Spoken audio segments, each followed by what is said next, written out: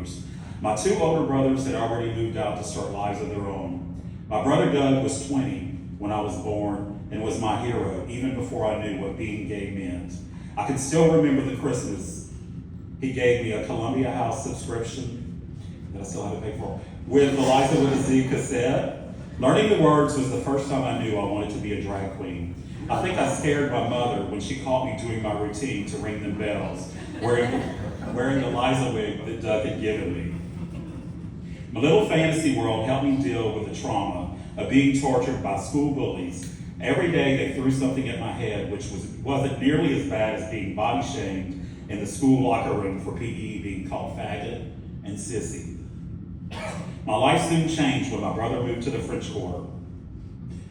I was 16 when I saw him perform for the first time as Pearlie Mae Douglas at a little bar on Rampart Street called Travis's.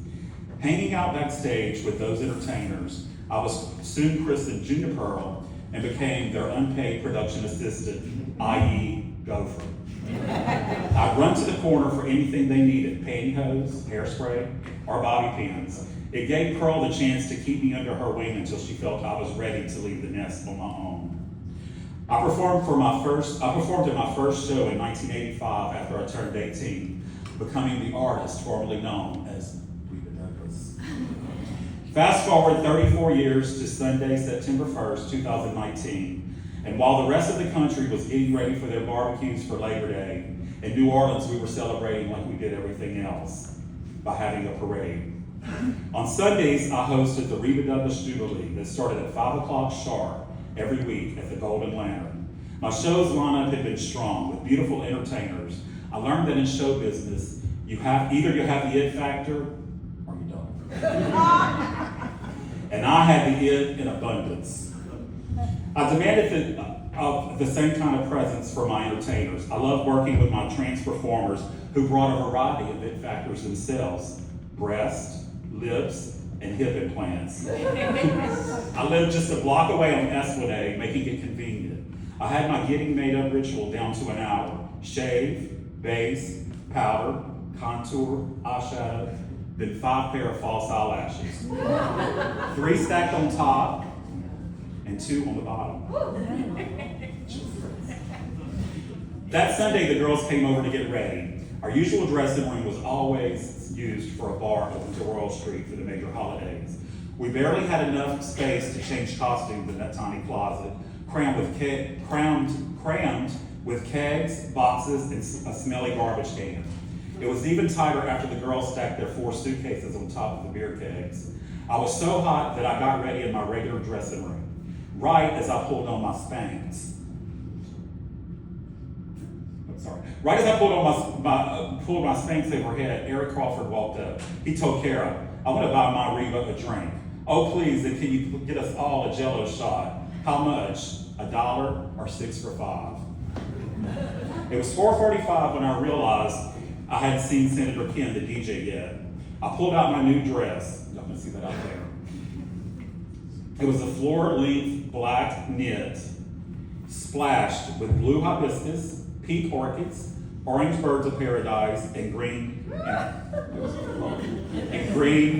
anthuriums. I popped in my faux rhinestone hoop earrings and put my 3 new red wigs on top of each other. After I brushed them out, pay attention, I looked in the mirror. I just didn't feel complete yet. Oh yeah, my orange lip gloss. Yeah. I looked at my phone. It was 4:55 and Senator Ken still wasn't there. I called him. "Hello, where you at?" "Monica told me y'all moved the show to 6 o'clock. "Why in the hell is that damn drag queen sticking her nose in my business?" The girls started giggling. Mocha said, "Uh-oh, somebody done pissed my Reba off. Can you come now?" "Yeah, I'll be there in 10 to 15. At 5:18, the overture started. "Well, we're moving on up to our deluxe apartment in the sky." I put on my sensual shoes. Sensible. I pulled on. I slid my Mary Janes on, ready for the Reba Douglas Jubilee. Clay, one of my favorites, held the door open for me as I stepped onto the stage and into the spotlight, lip syncing, going up yonder. There were at least 30 bodies, all pressed together in that little room. Kevin flew in every year from San Francisco. stood right at the foot of the stage, tugging at the underwear that was peeking out from the top of his shorts. I bought these just for you. Do you like them? You can undress me now. If anybody asks you, I sang where I'm going soon. I finished my number and grabbed the microphone and said, "Good afternoon, brothers and sisters. Members and friends, welcome to the Reba Douglas Jubilee. How y'all doing? I didn't waste any time. All right, y'all, let's welcome our next entertainer, the sweetheart of the Gulf Coast, all the way from Theodore, Alabama, Miss Amber Douglas. The opening notes of Man, I Feel Like a Woman caused a collective gasp from the audience, and Amber came bouncing through the door. All blonde, full of personality, and 44 double Ds, a winning combination. When she finished, I could tell trouble was brewing in Amber's world because she was huffing and puffing like a bull. I don't know if those girls out there are some of your rich friends, but they are very rude. I had to step around them to get my money. I didn't miss a beat to introduce Mocha. Ladies and gentlemen, the woman who flew in from the Windy City, where she is the toast of Chicago, but she's really a New Orleans girl at heart, Miss Mocha Montrese. I snuck a peek out to see who Amber was talking about, and there they were, blonde sorority-looking sisters who was ready for a taste of life in the French Quarter, and Mocha was giving it to them with one of her killer dance mixes with only her privates covered by pasties and a G-string. When she finished, she had bills stuck to her everywhere. How were they? They were all right. I shoved them heifers out of the way to get my change. It was time for Reba to assess the situation for herself. The opening theme from The Young and the Restless started.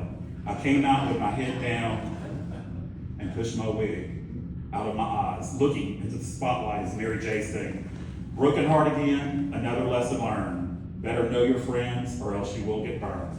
Those girls were singing along. They just needed attention and a little love like everybody else in that place. I grabbed the one standing in the middle and told her to dance with Kevin. After I finished, I grabbed the microphone. "Tell us what your name is." "Tiffany." "Well, Tiffany, does your mother know where you are right tonight?" "Yes, ma'am." Her friend couldn't take it anymore. She went to grab my microphone. I spun her around and plopped her down on the stage next to the rest of them. She tried to get up and I plopped her down again. I said, "Don't you get up until I say you can. Do you understand me?" "Yes, ma'am." Kevin knew better than to utter a word. He sat there raising his eyebrows like it was some kind of a secret code. "Let's get this straight. You know you're not supposed to take a microphone away from a drag queen's loud mouth, don't you?" "Yes, ma'am." It seemed that the more I embarrassed these three, the more they liked it. "Now, if I let you up, promise me you're going to behave." All three of them in unison said, "Yes, ma'am." As I introduced Amber, I rushed into the back and peeled my dress away from my skin. I put the towel that Kara had filled with ice around my neck. I had made it through the first half of the show without hurting anyone. Amber and Mocha did their second numbers. After I started our third round, I saw the cutest couple wandering in off the street. She was a petite brunette with big brown eyes, and he was wearing blue jeans, black rimmed glasses, and a t-shirt that clung to his yoga body. Felt the thirst on that one, didn't you? So the crowd must have, before they could order drinks, I walked over and grabbed both of their hands and dragged them to sit on the edge of the stage with me. The crowd must have thought that we were related the way we were all hugged up. My heart melted when the bride leaned her head on my shoulder. "What brings y'all to New Orleans?" "Our honeymoon." "When did you get married?" "Last night. We just dropped our stuff off at the hotel." I laughed. "Well, I guess now we are considered a showbiz throuple. Can we please get around the fireball shots for me and my husband and his wife, please?" After we finished our shots, it was time for me to get back to business. I whispered in the bride's ear, "Can I take your husband on stage to do a reveal?" She laughed and said, "You have to ask him first." On cue, Senator Ken started, "I got issues, you got them too." I stood up and grabbed his hand and stood behind him and whispered, "Can I take your shirt off now?" He answered, to make it easy for me to slide his shirt off. There's a picture out there of that. He was dancing and enjoying all the attention he was receiving. I looked back at our wife and said, "Come on, girl," and asked her, I stood her in front of our new husband. It was a very intimate moment for them and the rest of us as well. We had one number left. As long as I got King Jesus, I don't need nobody else. Later that night, laying in bed, I ate my all that jazz po' boy from the Verdi Mart, counting my sweaty bills. I couldn't help thinking about the memory that Reba gave that newlywed couple on their honeymoon, giving them something to talk about for the rest of their life.